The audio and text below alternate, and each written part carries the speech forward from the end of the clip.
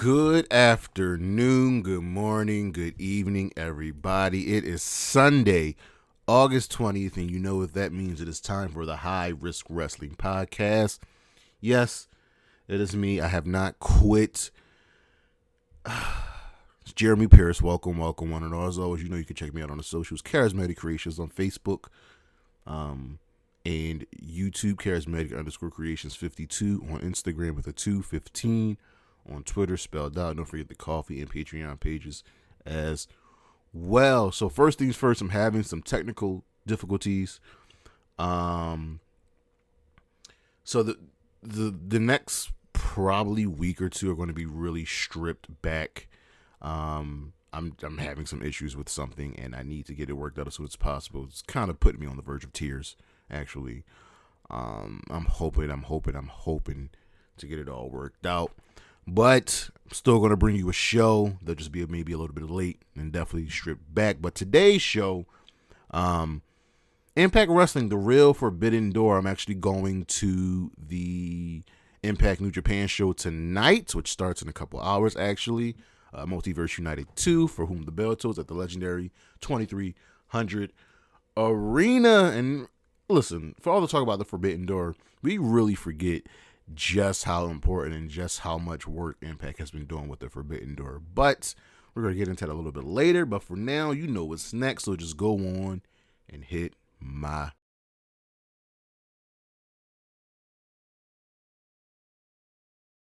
Now, you know, we get it going with the list. And this list right here for this episode is, for me, the 5 best Impact Forbidden Door moments. And number 5, we got to go with the Triple Revolver match. Now, if you don't know what the Triple Revolver is, the Triple Revolver match is essentially a triple threat gauntlet match. So we start with the triple threat match, and then once one person gets eliminated, someone else comes on, so on and so forth, till we have a winner.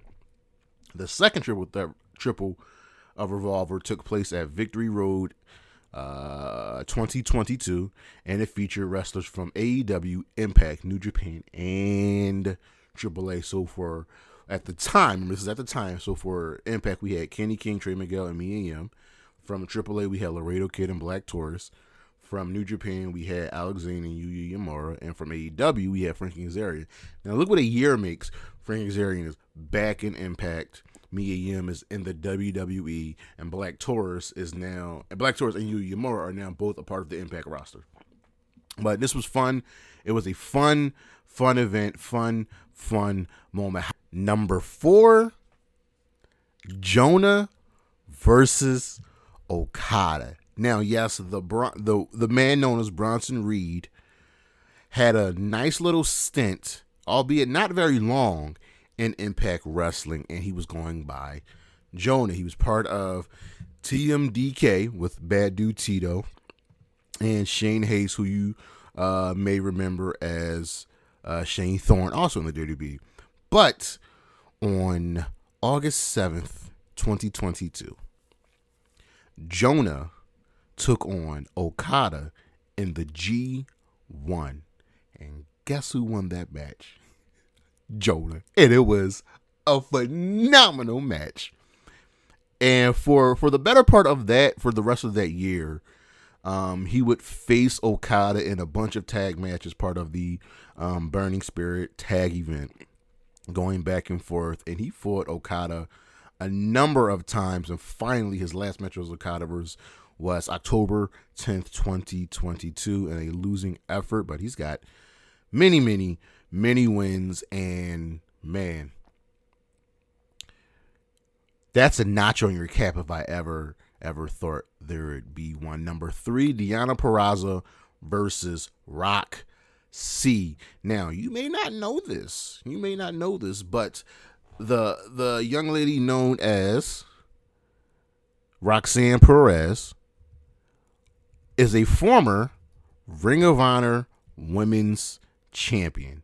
She is what we like to call the Prodigy, and she fought Deonna Purrazzo, who was at that time the Knockouts champion, and Deanna was on a roll. She was I believe she was the AAA Reina de Reinas champion as well, and she ended up defeating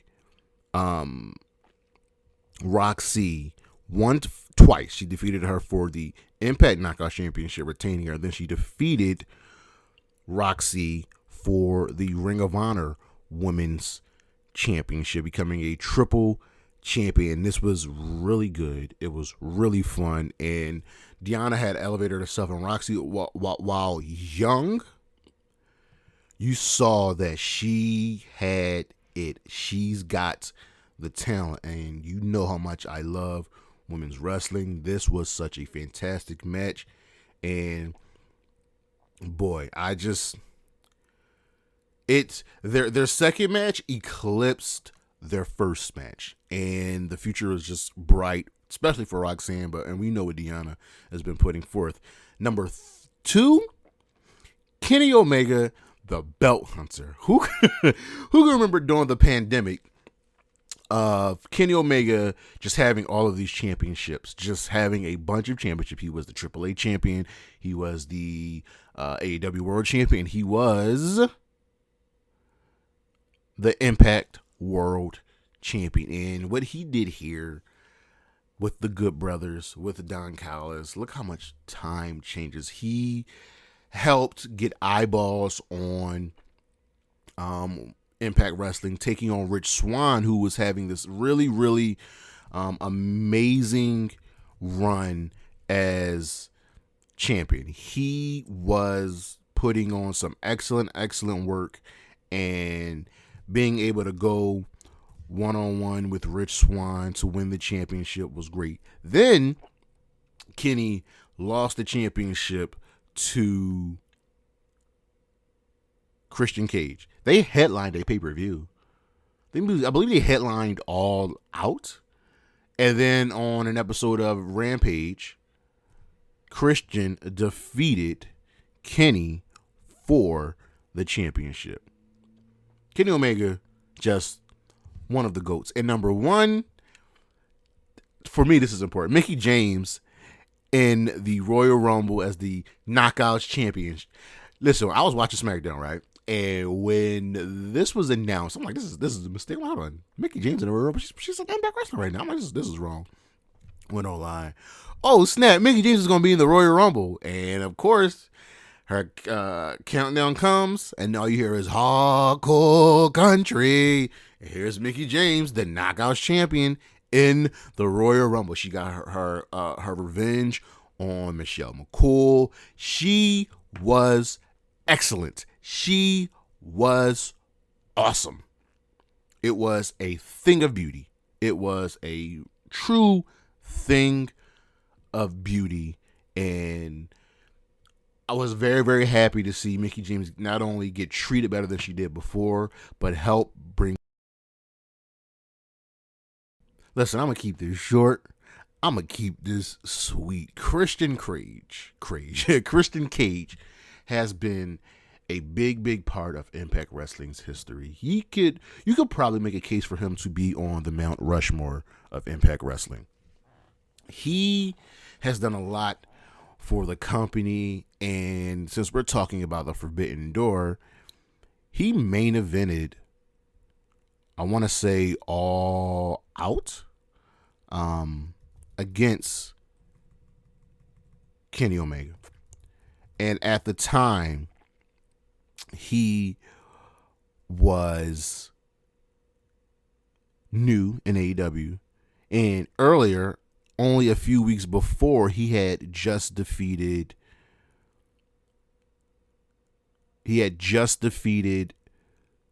Kenny for the Impact World Championship. And it was a good way, this was during the pandemic, it was a good way to get Kenny Omega a loss and keep Kenny strong. And it was great. It was actually pretty awesome. And that part of the Forbidden Door, so Kenny could focus, on AEW, and Christian could now focus on Impact, and it just worked. It just helped. And now Christian Cage is doing this thing once again, And it's great to have such an important part of wrestling history from both companies killing it. What is the Forbidden Door? The Forbidden Door is a term in professional wrestling when one wrestler of another promotion comes to another promotion that's not there. So think actually currently right now with AEW and the Forbidden Door pay-per-view, their crossover show with New Japan. It's a fun thing, and it's fun to even have the fantasy booking because we would love to, see AEW versus WWE, Ring of Honor versus MLW, so on and so forth. And I love it. I'm going to the New Japan Impact Wrestling show tonight. Or I'm going. So where did it start kind of for me with Impact? Well, it started with, I believe, when Moose took on Okada. You had an Impact wrestler versus a New Japan wrestler at a Ring of Honor show. Wild, right? We even had something more recently with Ric Flair's retirement match. That was AEW, WWE, Impact, Ring of Honor, AAA, New Japan. That was a real Forbidden Door right there. But it's great, and it's great that Impact is able to do something like this. They've been the true Forbidden Door. I don't know how you could tell me any differently. They've worked with New Japan. They've worked with Ring of Honor. They've worked with AEW. They've worked with AAA. Pretty sure they've worked with CMLL. And they've worked with the WWE. They're the little company that could. They just keep chugging along. And nothing's stopping them. For me, I think that Impact is the one company out of, the major ones. So let's say the major ones are WWE, AEW, Ring of Honor, New Japan, AAA, Impact. Let's say those are the major companies we have, right? They, and by they I mean Impact, would benefit the most from it. Because you get way more creative freedom in Impact Wrestling. Let's point to the Honor No More storyline and stable.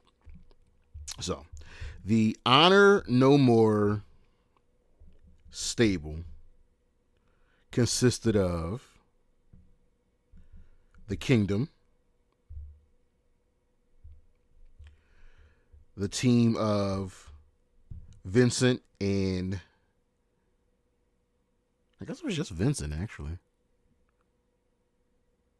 I'm sorry, the Righteous with Vincent, the Kingdom, Matt Taven, Mike Bennett, Miri Kanellis, PCO, Kenny King, and then Eddie Edwards, who turned on Impact. I enjoy the Honor No More stable storyline so much because it was a way to get eyeballs back on Ring of Honor after we heard about Tony Khan buying Ring of Honor. And Matt Taven, former Ring of Honor champion, Mike Bennett, and Marie Kanellis, people that have been integral to the history of Ring of Honor. PCO, former Ring of Honor champion. Kenny King, Vincent, another person integral to Ring of Honor. And this is how you truly do a storyline that involves an invasion. Because they came to Impact and they wreaked havoc. So after Ring of Honor went on its hiatus with Final Battle, everybody got released and the company would be reimagined and be fan focused. And at Hard to Kill, Eddie Edwards, Rich Swann, Willie Mack, Heath the Rhino were attacked by Honor No More. And it just snowballed into that. And they were causing damage, and they were winning championships, and they were taking out everybody. And they had a whole Honor No More versus Impact storyline, and it just worked. They had the whole match, and it just worked. And if you look at those people now, Matt Taven, Mike Bennett, Maria, Vincent are all in AEW now. PCO, Kenny King, and Eddie Edwards are still in Impact. But it worked, and it helped elevate those people. So the Forbidden Door worked in that instance. Now, I will admit that the women really haven't been so lucky, because really the only two women that truly got to benefit from the Forbidden Door at the time Impact was really, really employing it was, to a lesser extent, Deonna Purrazzo, because he was the AAA Reina de Reinas champion. But number one was Taya Valkyrie, who made her bones in Mexico. She just performed at another AAA event. Because AAA and AEW are finally back on good terms. But the women really, really haven't been so lucky. So when Kenny Omega was doing his belt hunter collector gimmick, right? That's great. Kenny King goes to AEW, goes to Impact, but nothing with the women, Jordan Grace and Mickie James, who are on just collective roles at that point. You couldn't bring them over to AEW. You couldn't help elevate those respective divisions. Because I'll tell you right now, the AEW Women's Division could have really, really benefited from a collaboration with the Impact Knockouts. Because don't let anybody tell you any differently when it comes to the true women's revolution in professional wrestling. It starts and ends with the Impact Knockouts division. It starts and ends there. And yes, Impact got thrown a bone with Mickie James in the Royal Rumble, which I, again, absolutely, absolutely loved. Loved. But I wish we got more. You know what I mean? And we'll dive into that some more. So, like, tonight we have the Multiverse United show. Multiverse United is, I guess you can call it New Japan and Impact's annual crossover show. And it's got a solid card. But again, there's only one women's match on there, and it's a fatal 4-way. So we couldn't even get two women's matches. If we go to last year's, the first Multiverse United, we had one women's match on there, and guess what? It was another fatal 4-way. That I wasn't really happy with.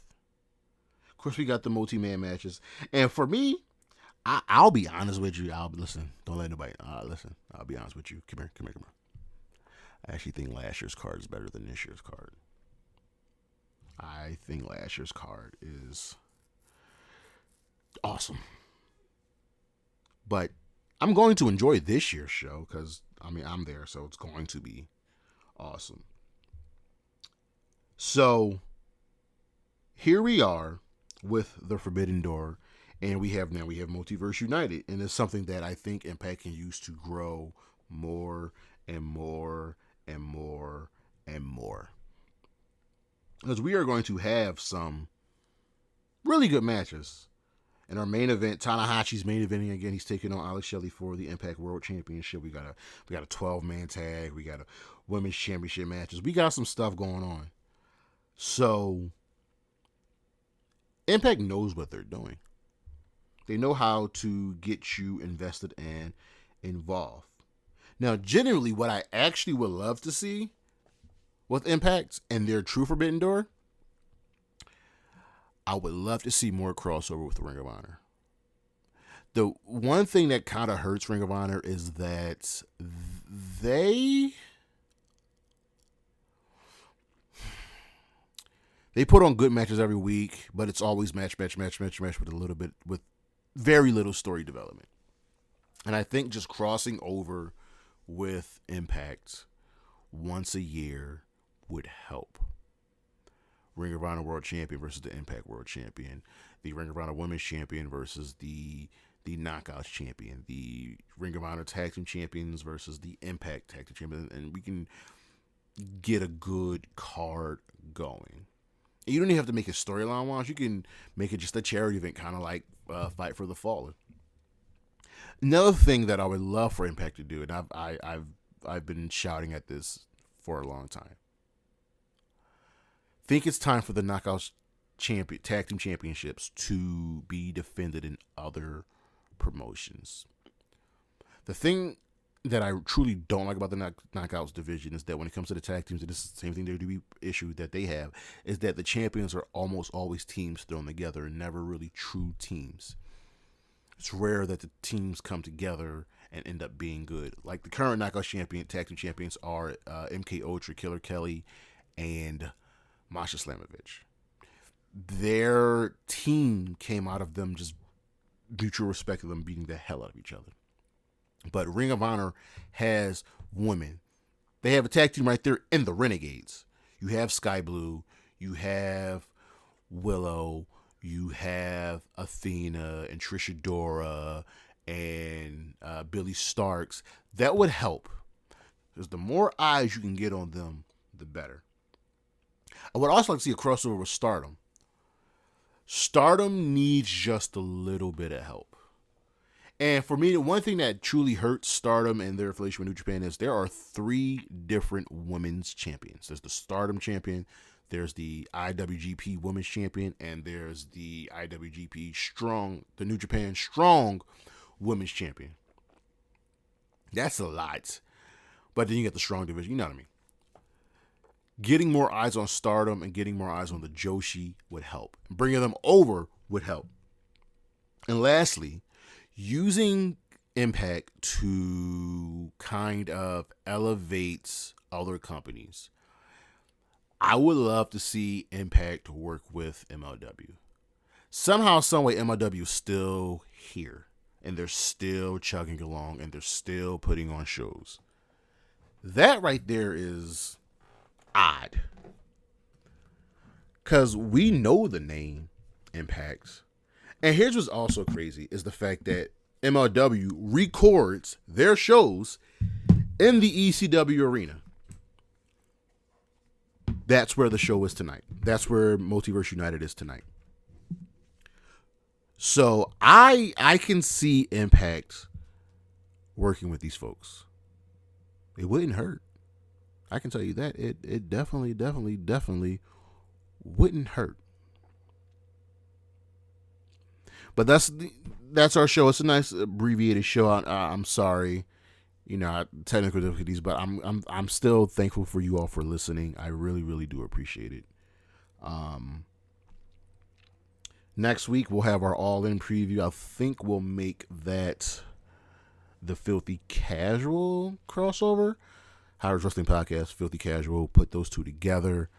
Because then we got All Out in 2 weeks as well. So check out the socials, Charismatic Creations on Facebook and YouTube, Charismatic_Creations52 on Instagram, the 215 on Twitter, spelled out. Coffee, Patreon, greatly appreciate you all. And as always, you know. Zia Lee, Wendy Chu, Shotzi Blackheart, Bailey, Isla Dawn, Willow Nightingale, and Gigi Dolan. Holla at your boy. Peace.